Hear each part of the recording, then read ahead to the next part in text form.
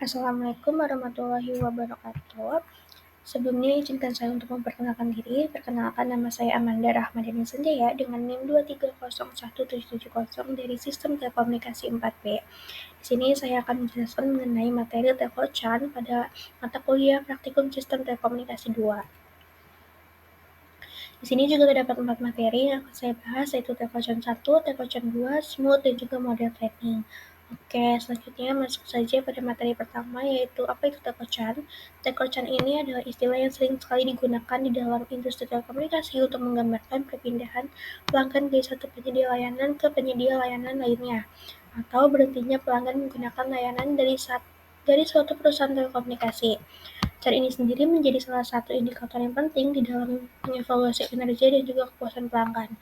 Tingginya CHAN ini berarti perusahaan kehilangan banyak pelanggan yang bisa berdampak buruk terhadap pendapatan dan stabilitas bisnis. Nah, oleh karena itu, perusahaan telekomunikasi ini perlu untuk memprediksi CHAN dan mengambil langkah-langkah yang efektif untuk mempertahankan pelanggan. Dan di sini juga terdapat fitur CHAN pada dataset Telco-CHAN. Fitur ini dibagi menjadi dua kelompok utama, yaitu numerical dan juga kategorikal. Pada fitur numerical ini terdapat tiga, yaitu senior citizen, tenure, dan monthly charges. Pada fitur yang kategorikal ini terdapat 4, yaitu dependence, phone service, multiple lines, dan juga internet service. Nah, pada materi selanjutnya yaitu data information, yang dimana di sini terdapat dua gambar. Pada gambar sebelah kiri, itu di dalam box plot, median tenure berada di sekitaran 29 bulan, yang berarti separuh pelanggannya ini telah berlangganan lebih lama dari angka tersebut, dan sepertinya itu kurang. Pada kuartal pertama itu sekitaran 99 bulan, dan kuartal ketiganya itu ada sekitaran 55 bulan, yang menunjukkan bahwa 50% pelanggan memiliki lama berlangganan antara nilai tersebut. Sedangkan di Whiskas ini menggambarkan rentang nilai dari hampir 0 sampai sekitar 72 bulan tanpa adanya outlier yang mencolok. Nah, sementara itu, pada gambar yang sebelah kanan, histogram ini menjelaskan bahwa terdapat puncak frekuensi yang sangat tinggi pada rentang 0 sampai 2 bulan untuk menandakan banyaknya pelanggan baru yang baru saja bergabung. Nah, setelah puncak awal tersebut, frekuensi pelanggan menurun dan tersebar merata hingga sekitar 60 bulanan, dan juga diikuti oleh peningkatan yang kembali di rentang 70-72 bulan, yang mencerminkan adanya kelompok pelanggan yang sangat liar, yang kemungkinan akibatnya itu karena perpanjangan kontrak yang tahunan. Dan dengan kita menggabungkan informasi dari kedua visualisasi ini, kita mendapatkan pemahaman yang komprehensif tentang distribusi lama berlangganan yang sangat berguna untuk segmentasi pelanggan dan menyusun strategi referensi yang lebih efektif lagi. Selanjutnya, di sini ada data warning, yang dimana data warning ini adalah tahapan pembersih dan penataan data yang masih mentah agar siap untuk dianalisis. Di sini juga terdapat 3 langkahnya. Yang pertama itu tidak ada nol, di mana dilaporkan tidak ada nilai missing atau nol pada datasetnya. Hal ini juga akan menghemat waktu dikarenakan tidak perlu untuk diimputasi. Nah, yang kedua itu terdapat drop nilai duplication, di mana baris-baris data yang identik ini akan dihapus untuk menghindari bias dan juga overfitting pada model. Dan terakhir, pada replace no internet service to no, itu beberapa fiturnya memiliki kategori no internet service yang sebenarnya ekuivalen dengan no. Label ini juga digantikan dengan no agar konsisten dan juga mengurangi jumlah kategori yang unik pada kolom-kolom terkait. Nah, selanjutnya di sini juga ada data pre-processing, yang dimana untuk mempersiapkan data yang untuk algoritma pembelajaran mesin. Di sini terdapat 6 langkah. Yang pertama itu penghapusan kolom yang tidak perlu, semisal seperti fitur-fitur kayak customer ID atau kolom dengan nilai yang konstan tidak berkontribusi ini akan dihapus agar tidak membebani modelnya. Terus yang kedua ada konsolidasi kategori, di mana untuk menggabungkan nilai kategorikal yang sejenis atau jarang muncul untuk mengurangi kompleksitas, misalnya menyatukan kategori no phone service dengan no. Dan yang ketiga ada one hot encoding, di sini untuk mengubah kategorikal menjadi vektor biner 0 atau 1 untuk setiap kategori, sehingga algoritmanya ini hanya untuk menerima input numerikal dapat memprosesnya. Terus yang keempat ada min-max scalar, di sini untuk menormalisasikan fitur numerikal seperti misalnya tenure dan monthly charges ke rentang 0,1 untuk membantu konvergensi lebih cepat pada algoritma berbasis gradient dan juga mencegah dominasi fitur dengan skala yang besar. Terus yang kelima ada penanganan outliers, ini mana mengidentifikasi dan menghapus atau mengganti nilai ekstrim yang dapat merusak model, misalnya pelanggan dengan biaya bulanan yang tinggi di luar batasnya. Terus yang terakhirnya resampling data, di mana karena distribusi Chern biasanya tidak seimbang, maka akan dilakukan oversampling atau undersampling untuk menciptakan dataset yang seimbang, sehingga model ini tidak terlatih untuk selalu memprediksi kelas yang mayoritas. Nah, selanjutnya di sini juga terdapat pembersihan data yang merupakan tahap paling mendasar dalam proses pengolahan data dengan tujuan untuk memastikan bahwa data yang akan digunakan dalam pelatihan ini adalah model yang bebas dari kesalahan, duplikasi, nilai kosong, maupun ketidakkonsistenan yang dapat mempengaruhi hasil analisisnya nanti. Nah, yang pertama itu ada menangani nilai hilang yang akan dilakukan dengan memeriksa jumlahnya menggunakan kode di sini.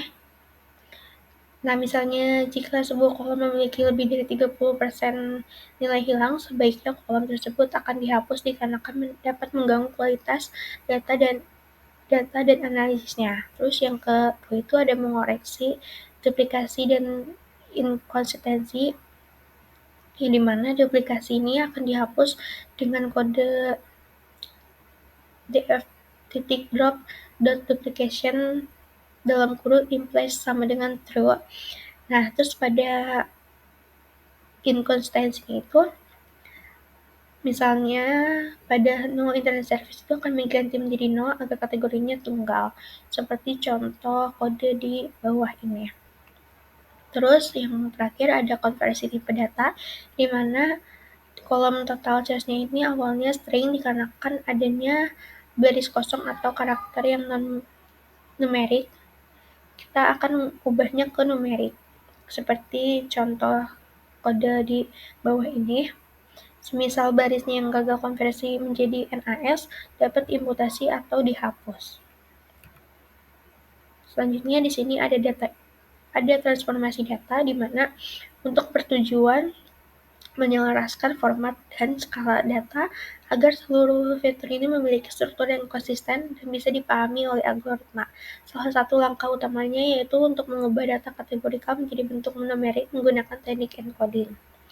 Pada teknik encoding kategori ini, semua kolom bertipe objek atau string diubah menjadi angka. Untuk variabel normal menjadi urutan, kita bisa menggunakan one-hot encoding, tetapi di contoh ini digunakan label encoding untuk menyederhanakannya. Contohnya kodenya ada di PPT ini, di bawah encoding kategori ini. Dan hasilnya itu setiap kategorinya akan digantikan dengan 0, 1, 2, dan seterusnya. Terus pada normalisasi fitur numerik ini, fitur numerik tenor, mentally charges, dan total charge itu dinormalisasikan ke rentang 0,1 agar tidak ada salah satu fitur yang dominan, seperti contoh kode di bawah ini. Nah, selanjutnya itu ada reduksi dimensi, di mana bertujuan untuk menyederhanakan struktur data dengan mengurangi jumlah fitur tanpa kehilangan informasi yang penting. Hal ini juga menjadi sangat penting ketika jumlah fitur yang banyak, karena dapat menyebabkan apa yang disebut dengan cost of dimensionality, yakni kondisi di mana peningkatan jumlah fitur justru membuat model lebih kompleks, lambat, dan cenderung overfitting. Dengan melakukan reduksi dimensi ini, kita tidak hanya mempercepat proses pelatihan model, tetapi juga meningkatkan kemampuan generasi model terhadap data yang baru.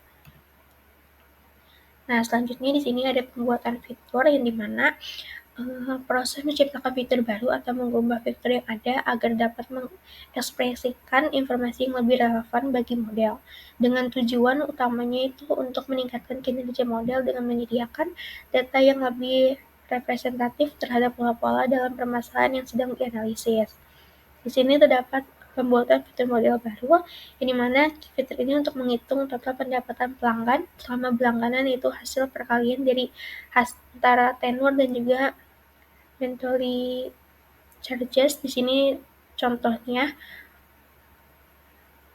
Dan yang kedua itu ada pembuatan fitur biner, yang dimana fitur ini tuh menunjukkan apakah pelanggan membayar lebih dari rata-rata biaya bulanan. Jika iya, maka diberi nilai 1, jika tidak akan diberi nilai 0 dengan menggunakan kode di bawah berikut.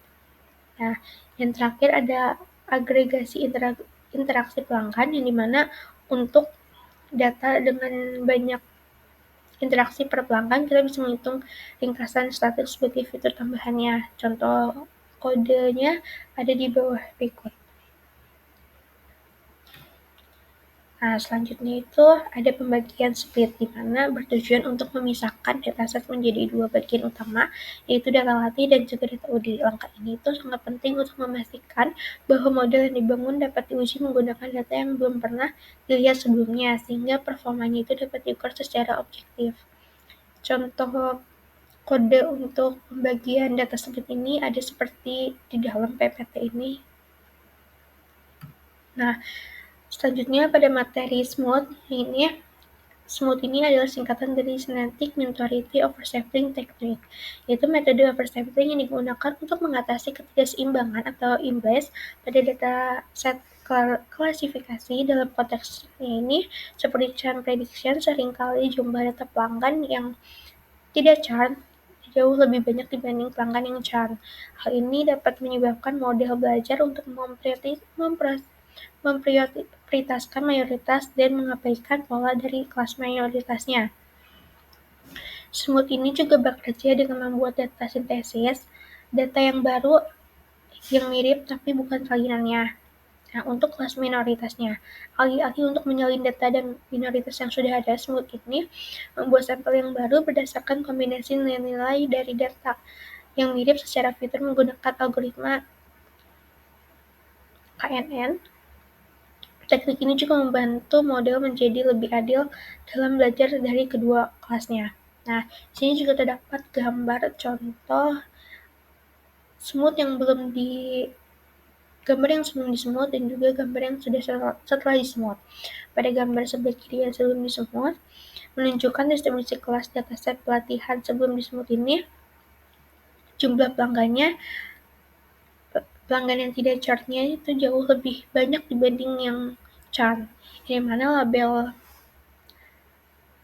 tidak churn-nya itu ada sekitaran 73,4% dan label yang churn itu ada di sekitaran 26,5%.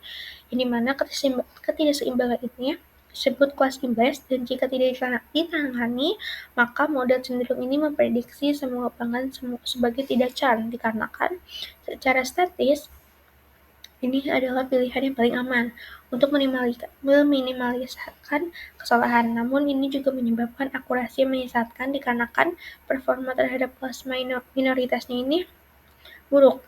Nah, pada gambar yang sebelah kanan yang setelah di-SMOOT, jumlah pelanggan churn dan tidak churn itu sekarang sudah seimbang. Masing-masing itu memiliki 4.138 sampel, yang artinya SMOOT ini telah membuat data sintesis untuk menyeimbangkan jumlah kelas minoritasnya dengan kelas mayoritas. Ini memberikan representasi yang adil bagi model, sehingga model ini bisa akurat dalam mengenali pola pelanggan yang berpotensi churn. Lanjut, di sini itu ada materi terakhir, yaitu apa itu model training.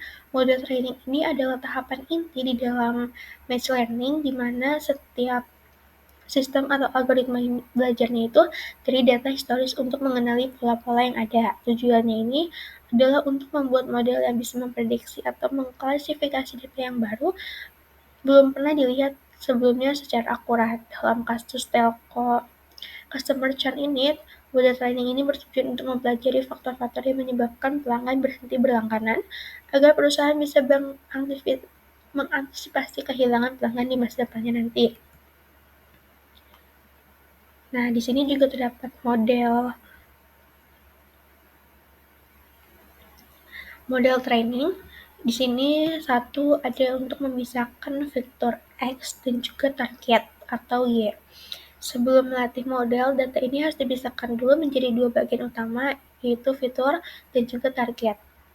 Di mana fitur X ini, semua kolom ini akan menjadi input bagi model seperti umur pelanggan, durasi pelanggan, dan biaya bulanannya.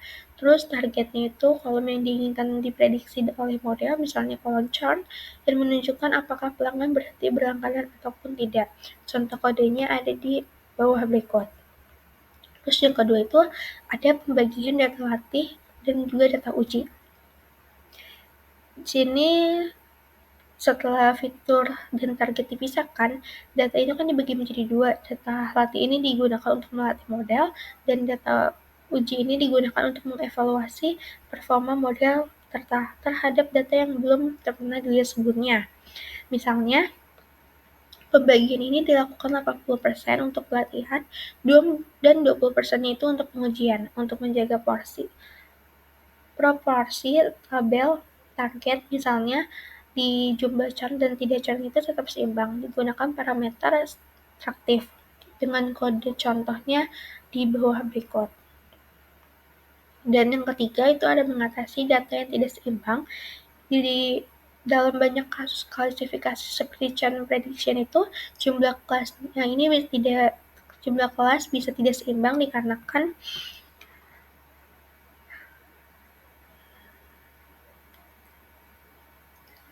hal ini bisa membuat model bias dan tidak mampu mendeteksi kelas minoritasnya. Salah satu solusinya itu ya menggunakan smooth. Smooth ini membuat siklus statis yang baru dari kelas minoritas sehingga jumlah kedua kelas itu menjadi seimbang dengan contoh kodenya seperti di bawah ini. Dan selanjutnya di sini juga ada melatih model atau training model, ada beberapa, yaitu pertama itu ada logistic regression, di mana algoritma klasifikasi yang digunakan untuk memprediksi probabilitas suatu kejadian, misalnya churn atau tidak churn, berdasarkan variabel input. Meskipun regression, algoritmanya digunakan untuk klasifikasi biner, yaitu 0 atau 1. Terus yang kedua itu ada random forest, di mana random forest ini adalah algoritma ensemble yang berbasis decision tree yang membangun untuk banyak pohon keputusan dan menggabungkan hasilnya. Untuk klasifikasinya, ia akan memilih suara yang mayoritas dari seluruh pohonnya. Terus yang ketiga itu ada XGBoost, yang dimana algoritma ensemble ini berbasis gradient boosting yang membangun pohon keputusan secara berurutan, di mana setiap pohon baru itu akan memperbaiki kesalahan dari pohon sebelumnya, dan juga masih banyak data model training yang lainnya. Terus yang selanjutnya itu ada prediksi data uji, di mana setelah model dilatih, kita juga bisa menggunakan untuk memprediksi data uji, yang dimana data yang belum pernah dilihat atau oleh model sebelumnya. Ini adalah cara untuk menguji apakah model dapat bekerja dengan baik pada data yang baru, dengan menggunakan contoh kode berikut di bawah ini. Dan yang terakhir itu ada evaluasi performa model, di mana akan dilakukan untuk mengukur seberapa baik model dalam memprediksi data uji. Metrik yang digunakan dalam klasifikasi adalah akurasi, presisi, recall, F1 score, dan juga confusion matrix. Nah, pada akurasi ini menunjukkan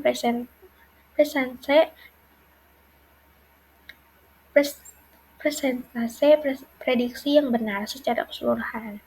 Dan pada presisi ini mengukur proporsi prediksi positif yang benar, sedangkan pada recall ini melihat seberapa banyak data positif yang berhasil dikenali.